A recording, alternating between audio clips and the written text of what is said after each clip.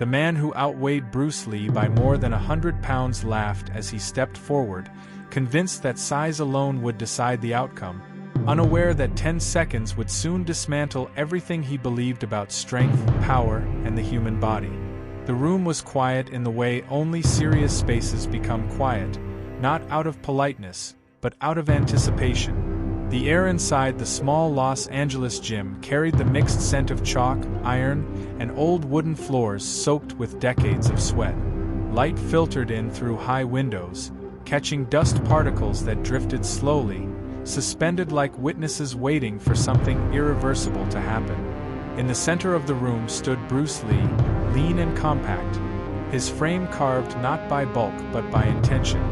Across from him loomed a man built like a monument, a 250-pound bodybuilder whose shoulders seemed to stretch the fabric of his sleeveless shirt to its limit. His chest rose and fell with confidence, the kind that comes from years of being the largest presence in any room he entered. To him, physics was simple. Mass overpowered speed, weight crushed finesse, muscles dictated outcomes. Bruce Lee did not look impressed. He looked focused. By the late 1960s, Bruce Lee was already a paradox to the Western world. He did not fit the image of power that America had been trained to respect. He was not tall. He was not bulky. His muscles did not bulge in the exaggerated way magazine covers celebrated. And yet, something about him unsettled those who watched closely. His movements carried an economy that suggested nothing was wasted. When he shifted his weight, it felt deliberate, as if his body obeyed a language others had never learned to speak. He stood relaxed, hands low, breathing slow, eyes alert but calm, the stillness of a coiled spring disguised as serenity. The bodybuilder had been watching him for days. He had watched Bruce teach, watched him demonstrate techniques on students half his size, watched people fall, stumble, or freeze under Lee's touch. And each time, the bodybuilder felt the same creeping irritation. In his world, size was law. Years of lifting, dieting, and discipline had transformed his body into a fortress of muscle. He had earned respect through physical dominance, and now here was a man who barely reached his shoulder, commanding rooms with nothing but confidence and speed. It didn't make sense. And when something doesn't make sense to a man whose identity is built on certainty, it becomes a challenge. The comment slipped out casually at first, disguised as humor. Bruce Lee was too small, too light, too fragile to handle someone his size. It was said loud enough for others to hear, the kind of remark designed to test ego, to provoke a response. Laughter rippled faintly across the room, nervous and uncertain. Some students shifted their weight, sensing tension but unsure how it would unfold. Bruce Lee turned slowly, his expression unreadable. He did not bristle. He did not argue. He simply looked at the man, studying him not as a threat, but as a problem waiting to be solved. In documentary footage and interviews years later, those who were present would struggle to describe what happened next without pausing. Many would admit they had seen fights before. Some had witnessed impressive feats of strength. But none of that prepared them for the quiet certainty with which Bruce Lee accepted the challenge.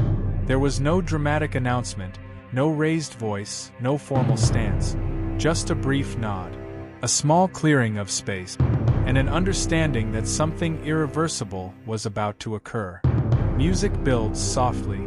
To understand why this moment mattered, one must understand what Bruce Lee represented at that time. He was not merely a martial artist. He was a disruptor, a man actively dismantling centuries of rigid tradition while simultaneously challenging modern misconceptions about strength. He believed that the human body was capable of far more than people allowed it to be, not through size, but through efficiency. His philosophy rejected ornamentation, rejected rigidity, rejected the idea that combat could be reduced to fixed forms. He studied boxing footwork, fencing timing, weightlifting principles, philosophy, and biomechanics with equal intensity. To Bruce Lee, fighting was not about looking powerful. It was about being effective. The bodybuilder, by contrast, represented the opposite end of the spectrum. His strength was visible, measurable, undeniable. He could lift what others could not. He commanded attention simply by standing still. In a society obsessed with appearances, he embodied dominance, and he was certain that dominance would translate seamlessly into combat. He believed Bruce Lee's reputation relied on speed and theatrics, tricks that would crumble under real weight. What he did not understand was that Bruce Lee had already calculated the encounter before it began. As they faced each other, Bruce's posture remained loose, almost casual. His hands were open, fingers relaxed, elbows bent slightly inward. His feet were light, barely touching the floor, heels hovering just enough to allow immediate movement. The bodybuilder planted himself heavily, grounding his stance as if preparing to absorb impact. His fists clenched, his jaw tightened. In his mind, the strategy was simple: close distance, grab, overwhelm. He never got the chance. Tension rises. Witnesses would later describe the movement as almost invisible. A sudden shift of air, a blur that seemed to collapse space itself. Bruce Lee stepped in, not forward but through, his body aligning in a way that transformed his entire frame into a single vector of force. His strike did not wind up. It did not telegraph. It arrived fully formed, precise and devastating. Before the bodybuilder's nervous system could process what was happening, his balance was gone. His center collapsed. Pain exploded across his chest and neck in a way he had never experienced. It was not the dull ache of exertion or the burn of lifting. It was sharp, surgical, and disorienting. The man staggered backward, breath leaving his lungs in a violent gasp. His feet scrambled for traction that no longer existed. His arms flailed instinctively, searching for something solid, something familiar. But Bruce Lee was already gone, repositioned, watching calmly as the larger man fought gravity, confusion, and disbelief all at once. It had taken seconds. The room was silent. Those who had laughed earlier now stood frozen, eyes wide, mouths slightly open. The students did not cheer. They did not react at all. It felt inappropriate, almost disrespectful, to break the moment. The bodybuilder straightened slowly, his face flushed not with anger, but with shock. His chest heaved as he tried to draw air deep enough to settle the panic rising in his throat. He had been hit, yes, but more than that, he had been undone. His size, his strength, his certainty had evaporated in an instant. Bruce Lee said nothing. He simply stood there, breathing evenly, his gaze steady, offering no explanation, no victory pose, no humiliation. The silence was his statement, the demonstration complete. Narration slows. Later, when asked about encounters like this, Bruce Lee would often deflect. He disliked spectacle. He disliked ego-driven challenges. He believed that real understanding came not from domination, but from experience. And for the bodybuilder, the experience was profound. In a single exchange, his understanding of combat had been rewritten. Strength alone was not enough. Size alone was not power. The human body, when trained with intelligence, could defy assumptions that felt as solid as iron. But what no one in that room realized was that this moment, seemingly small and contained within four walls, would ripple outward in ways that reshaped martial arts culture forever. It would fuel rumors that grew into legends. It would attract skeptics, challengers, and critics from every discipline. And it would place Bruce Lee on a collision course with the very systems that sought to limit him. Because this was not the last man to underestimate Bruce Lee. It was only the beginning. Pressure. Hollywood began circling cautiously, intrigued but uncertain. Executives saw potential, but they also saw risk. Bruce Lee did not fit neatly into established archetype. He was too fast, too sharp, too unconventional. Some feared audiences would not understand him. Others feared he would overshadow established stars. Still, the rumors of his physical ability persisted, whispered on film sets and training floors alike. The 10-second encounter became shorthand for something ineffable, a symbol of unseen capability. Music builds softly. Behind the scenes, Bruce Lee felt the weight of expectation building. Challenges continued, some subtle, some overt. Not all were physical. Some were ideological, attempts to corner him into definitions he refused to accept. He was asked to represent traditions he had moved beyond, to simplify philosophies he considered complex and alive. Each request felt like a narrowing, a reduction of something expansive into something marketable. And then there were the private doubts. Despite his confidence, Bruce Lee was not immune to introspection.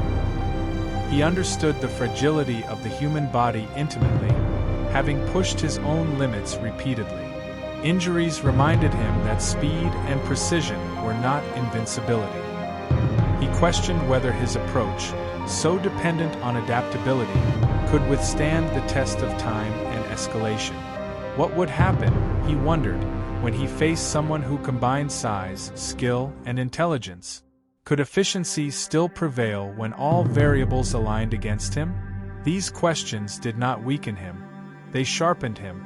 Tension rises. The gym where the bodybuilder had fallen silent became a quiet landmark, though few spoke of it openly. New faces arrived, drawn by curiosity more than conviction. They watched Bruce Lee teach, observed how he moved, how he corrected students not by imitation but by principle. He encouraged experimentation, urged students to feel rather than memorize.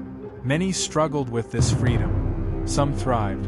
And somewhere within this growing circle of attention, someone far more dangerous than a bodybuilder was taking note. Not a man seeking to prove his strength, but one seeking to expose Bruce Lee. Someone with a reputation to protect, a system to defend, and far more to lose than pride.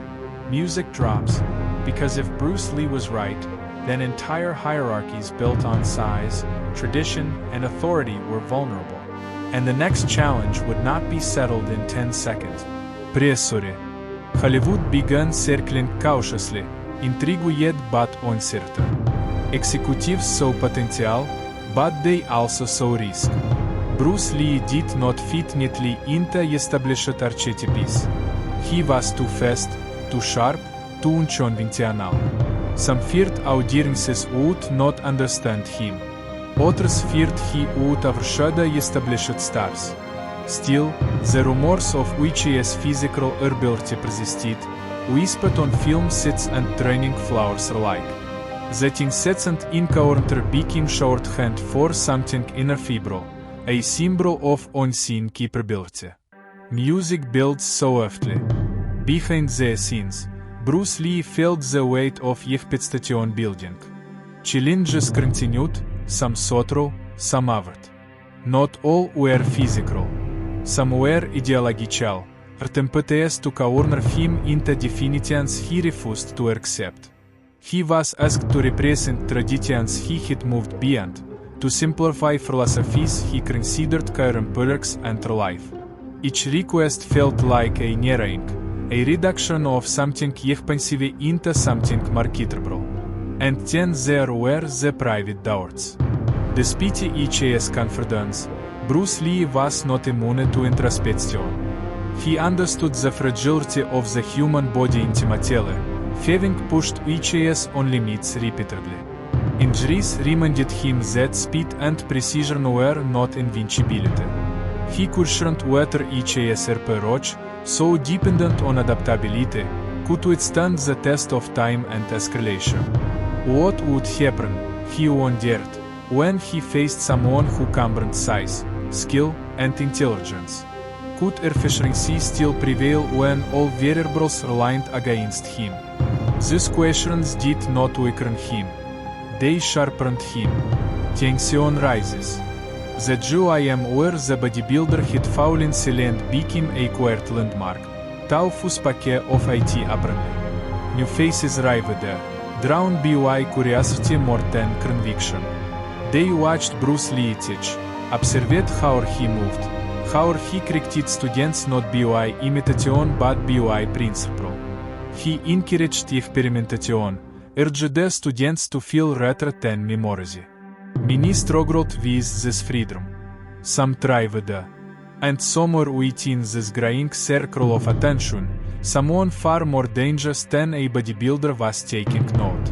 Not a man seeking to prove each strength, but one seeking to passe Bruce Lee. Someone with a reputation to protect, a system to defend, and far more to lose than pride. Music drops. Because if Bruce Lee was right, then entire hierarchy is built on size, tradition, and authority were vulnerable. And the next challenge would not be settled in 10 seconds. The challenge did not arrive with raised voices or public declarations, but with a quiet inevitability, like pressure building beneath the surface of still water before it breaks. Bruce Lee sensed it before anyone spoke his name. The atmosphere around him had changed. Conversations stopped when he entered rooms. Eyes lingered longer than curiosity required. Questions were no longer asked to learn, but to measure. The martial arts community, once content to whisper, had begun to harden its stance. His ideas were no longer viewed as unconventional curiosities, they were perceived as threats, and threats, especially those that destabilize established hierarchies, invite response. Music builds softly. At the heart of this tension was a man whose influence carried weight far beyond physical size.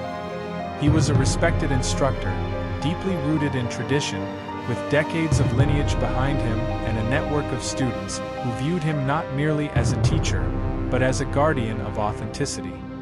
His system emphasized discipline, structure, and hierarchy. Techniques were passed down with reverence, unchanged, preserved like artifacts. To him, martial arts were not something to be questioned, but something to be obeyed. Bruce Lee represented the opposite. Where tradition saw preservation, Bruce saw stagnation. Where hierarchy demanded obedience, he demanded understanding. And most unsettling of all, where others relied on ceremony and reputation, Bruce relied on results. The instructor had heard the stories. Everyone had. The bodybuilder, the wrestlers, the boxers who left quietly, nursing bruises that did not show on the surface. He dismissed most of it publicly, calling it exaggeration, youthful bravado. But privately, doubt crept in. Not doubt of his own ability, but doubt of certainty itself. And certainty was the foundation of authority. He requested a meeting. Narration slows. There was no formal challenge issued, no crowd gathered, no publicity sought. The encounter was framed as a discussion, an exchange of ideas between professionals. But beneath the civility lay tension thick enough to taste. When Bruce Lee entered the training hall where they met, he felt it immediately. This was not curiosity. This was scrutiny. The room was arranged deliberately, space cleared, observers positioned carefully along the edges. Nothing was accidental. The instructor spoke calmly at first, questioning Bruce's philosophy rather than his ability. He challenged the notion that centuries of accumulated knowledge could be distilled into improvisation. He warned that abandoning form led to chaos, that structure was what separated discipline from brutality.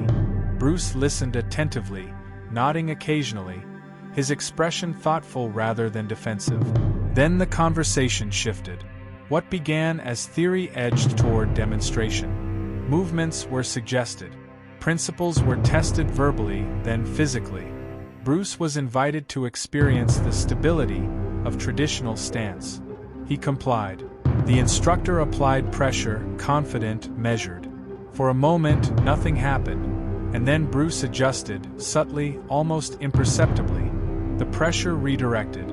Balance shifted. The instructor felt it before he understood it, a destabilization that came not from force, but from alignment. Tension rises. The exchange escalated, not into a fight, but into a revealing experiment. Bruce Lee demonstrated how tension slowed reaction, how rigidity created predictable lines of attack. He showed how relaxation, paired with timing, allowed power to emerge explosively. Each demonstration was controlled, restrained, respectful. and yet each one undermined the assumptions the instructor had spent a lifetime teaching. Observers watched in silence, some fascinated, others unsettled. This was not a spectacle. There were no dramatic falls, no decisive blows. The discomfort came from something deeper, the realization that the rules they had accepted as immutable were, in fact, negotiable. The instructor ended the session abruptly. No acknowledgement of defeat was given, because none could be offered without dismantling more than pride. To concede would be to invite questions he could not afford to answer. Bruce Lee thanked him politely and left without commentary. The tension did not dissipate with his departure. It lingered, unresolved, fermenting into something darker. Music builds softly. In the weeks that followed, criticism intensified. Articles questioned Bruce's legitimacy. Rumors framed him as reckless, dangerous, disrespectful to tradition. Invitations to teach were withdrawn. Doors that had begun to open closed quietly. The martial arts world did not attack him physically. It attacked his credibility. Because if Bruce Lee could be dismissed as a fraud, his ideas could be dismissed with him. Bruce felt the pressure acutely. For the first time since arriving in America, he encountered resistance that could not be countered with demonstration alone. Philosophy could not be knocked down in 10 seconds. Reputation could not be neutralized with speed. He found himself confronting a different kind of opponent, one that operated through influence rather than fists. And then his body began to fail him. Narration slows. The injury came suddenly during a routine training session. A sharp pain shot through his lower back, radiating with a severity that forced him to the ground. At first, he dismissed it, assuming strain. But days passed, then weeks. The pain intensified, refusing to yield. Doctors delivered a verdict that felt like a sentence: severe back damage, limited mobility, possibly permanent. Some suggested he might never perform at his previous level again. For a man whose identity was intertwined with movement, the prognosis was devastating. Confined to bed, Bruce Lee confronted a stillness he had never allowed himself. His body, once a tool of expression and discovery, became a source of frustration. Sleep came fitfully. Thoughts spiraled. Doubt, the very thing he had inflicted on others unintentionally, now turned inward. Had he pushed too far? Had his pursuit of efficiency ignored the body's limits? Was his philosophy flawed not in principle, but in application? Tension rises. But stillness did not weaken Bruce Lee. It transformed him. Unable to train physically, he trained intellectually. He read obsessively, filling notebooks with reflections, diagrams, and questions. He revisited his own assumptions, dissecting not just technique, but purpose. What was he truly trying to prove? That size did not matter? That tradition was obsolete? Or something more fundamental, that human potential was constrained less by reality than by belief? In that bed, immobilized and in pain, Bruce Lee refined his philosophy into something sharper, more deliberate. He articulated principles that would later define his approach, ideas centered on adaptability, honesty, and self-expression. He stripped away the need to convince others and focused instead on clarity of self. The world outside continued to debate him, criticize him, misunderstand him. But inside, Bruce Lee was evolving. Music builds softly. When he finally stood again, tentative at first, something had changed. He moved with a new awareness, a deeper respect for limitation and recovery. His training became more precise, more intentional. Every movement was questioned, every technique justified. He was no longer interested in proving that he could defeat others. He was interested in discovering how far refinement could take him. Those who returned to train with him noticed it immediately. His presence was calmer, his explanations more concise, his demonstrations even more unsettling in their efficiency. The injury had not slowed him, it had distilled him, and the martial arts community, still struggling to categorize him, began to realize that Bruce Lee was no longer simply a disruptor. He was becoming a blueprint. Tension rises. But blueprints attract scrutiny. And as Bruce Lee's ideas began to spread beyond closed rooms and whispered stories, they reached audiences far larger, far less forgiving. Hollywood, once hesitant, now took active interest. Producers saw potential not just in his ability, but in his philosophy. And with that interest came visibility. Visibility invited challenge. Not from skeptics this time, but from expectations. Because once the world began watching, Bruce Lee would no longer be judged in private rooms or quiet gyms. He would be judged on a stage where failure echoed louder than success. Music drops, and the next test would not ask whether Bruce Lee could defeat a single opponent. It would ask whether his ideas could survive the weight of the world watching.